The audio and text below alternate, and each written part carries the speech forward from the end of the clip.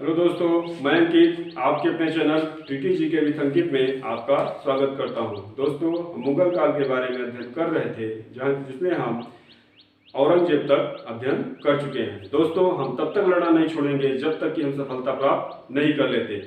तो आइए दोस्तों, हम औरंगजेब से आगे कुछ सीखते हैं। औरंगजेब के आगे के काल को हम उत्तर मुगल काल कहते हैं। इसमें कुछ शासकों ने शासन किया था जिन्हें हम क्रमबद्ध उनके शासन काल को देखेंगे। इससे पहले हम कुछ पिछले शासकों को रिकॉल कर लेते हैं।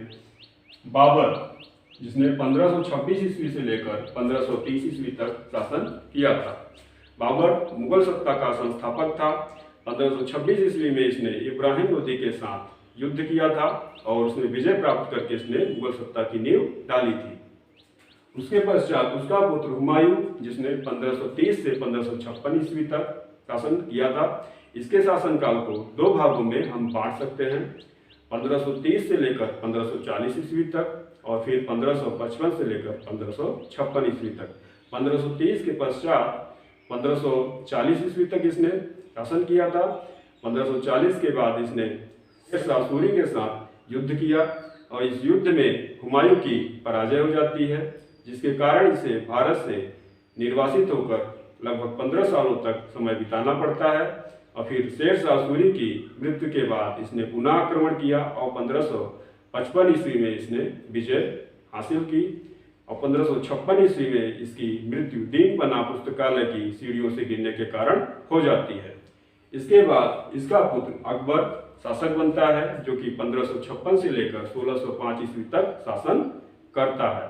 1556 ईस्वी में पानीपत का द्वितीय युद्ध अकबर और हेमू के मध्य लड़ा जाता है, जिसमें अकबर की विजय होती है।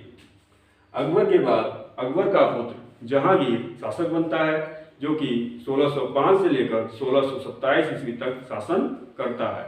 जहांगीर, जो कि चित्रकला का और नृत्य का ने इसे बढ़ावा दिया था, वह स्वयं भी चित्र बनाता था और कई सारे चित्रकारों को इसने अपने राज्य में संरक्षण प्रदान किया था।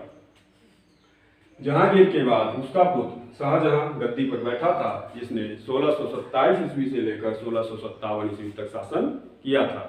शाहजहां के कार्यकाल में कई सारे स्थापत्य, इमारतें और किलों का निर्माण किया गया था, जिसमें ताजमहल प्रमुख रूप से उपलब्ध है।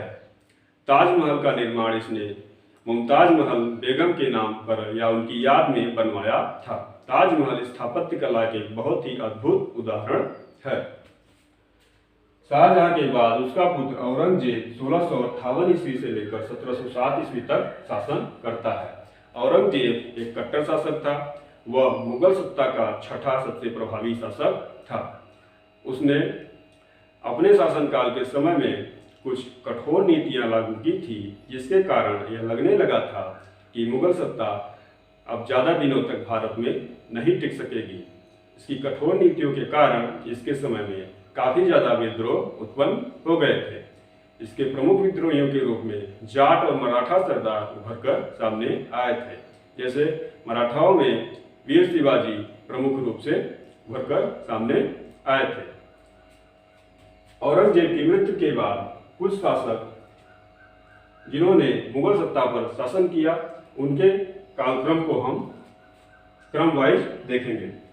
जैसे औरंगजेब के बाद उसका पुत्र बहादुर शाह प्रथम 1707 ईस्वी तक इसने 1707 से 1712 ईस्वी तक इसने शासन किया था। बहादुर शाह प्रथम का एक नाम मुअज्जम भी है। इसे शाहे बेखबर भी उपाधि दी गई थी। क्या उपाधि दी गई थी? शाहे बेखबर की। बहादुर शाह प्रथम के पश्चात इसका पुत्र जहांदार शाह 1712 से लेकर 1713 ईस्वी तक शासन किया था। इसे लंपट मूर्ख की उपाधि दी गई है। लंपट मूर्ख की उपाधि इसे दी गई है। इसके बाद इसका पुत्र फर्रुखसियर, जो कि 1713 से लेकर 1719 ईस्वी तक शासन करता है। फर्रुखसियर सैयद बंधुओं की मदद से शासन करता है और मुगल सत्ता को प्राप्त करता है। इसे घृणित कायर की उपाधि दी गई थी। फर्रुखसियर के पश्चात रफी-उद-दर्जा 1719 ईस्वी में शासक बनता है, जो कि फरवरी से लेकर जून तक शासन करता है। इसका कार्यकाल बहुत ही कम समय के लिए होता है। टीबी का रोग हो जाने के कारण इसकी मृत्यु हो जाती है। रफ़ी-उद-दर्जात के बाद रफ़ी-उद-दौला 1719 में जून से लेकर सितंबर तक शासन करता है। इसका भी कार्यकाल बहुत थोड़े समय के लिए होता है। इसकी मृत्यु पेचिश पड़ने के कारण हो जाती है।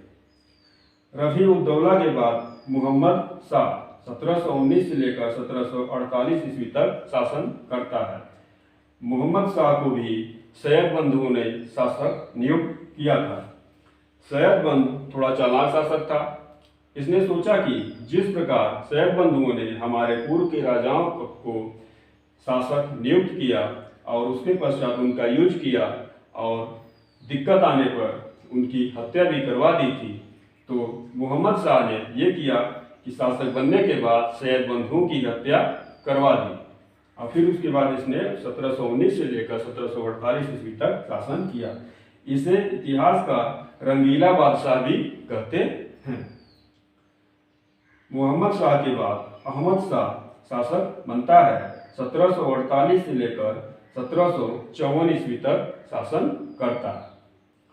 अहमद शाह के पश्चात आलमगीर द्वितीय 1754 से लेकर 1758 ईस्वी तक और आलमगीर द्वितीय के पश्चात शाह आलम द्वितीय 1759 से लेकर 1806 ईस्वी तक। उसके बाद अकबर द्वितीय 1806 से लेकर 1837 ईस्वी तक। अकबर द्वितीय के पश्चात बहादुर शाह द्वितीय या इसे हम बहादुर शाह जफर भी कहते हैं। इसका शासनकाल 1837 से लेकर 1857 ईस्वी तक था। प्रथम क्रांति 1857 ईस्वी में हुई थी, जिसमें क्रांतिकारियों की पराजय हुई थी और जिसके कारण अंग्रेजों ने इन्हें रंगून भेज दिया था और सन 1862 ईस्वी में रंगून में ही इनकी मृत्यु हो गई थी। दोस्तों, परीक्षा में क्वेश्चन आता है कि बताइए साहिब-ए-खबर किस शासक को कहते हैं? किसे कहते हैं? बहादुर शाह प्रथम को। लंपट मुंह किसे कहते हैं? जहांदार शाह को। पीड़ित कैद किसे कहते हैं? फर्रुख सियर को। तो इस प्रकार कुछ शासकों को उपाधि दी गई थी। बहादुर शाह प्रथम को साहिब-ए-खबर, जहांदार शाह को लंपट मुंह, फर्रुख सियर को पीड़ित कायर। हम लोग औरंगजेब तक आसानी से अध्ययन कर लेते हैं, उसके बाद हम लोग इन शासकों पर ध्यान कम देते हैं और जहाँ से क्वेश्चन आ जाता है वो हम लोग कर नहीं पाते हैं। इसके आगे हम अगले वीडियो में इनके बारे में कुछ डिटेल से चर्चा करेंगे। तो अगर आप लोग को ये वीडियो अच्छा लगा हो तो इसे लाइक से सब्सक्राइब करें। जय हिंद, जय भारत।